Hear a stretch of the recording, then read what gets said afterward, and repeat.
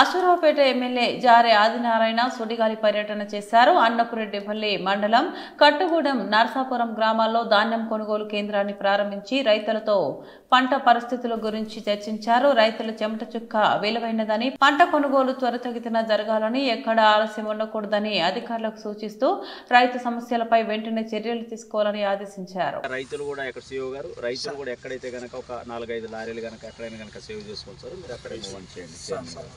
ఎందుకంటే రైతులకు ఒక్కొక్కసారి పంట పొలం రావడానికి ఇబ్బంది అవుతుంది. ఎక్కడైతే అవకాశం ఉందో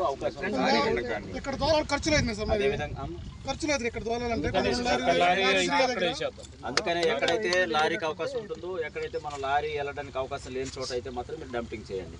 లారీ కనుక వెళ్ళే అవకాశం ఉన్న చోట కానీ ఎక్కువ 3 లారీ ఉండగలిగితే మీరు అక్కడ పెట్టండి.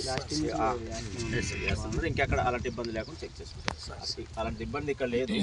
ఒకటి మర్రి కూడా ఒకటి ఉన్నట్టుంది రోడ్డు మీద, అదొకటి చెక్ చేస్తారు. ఓకే.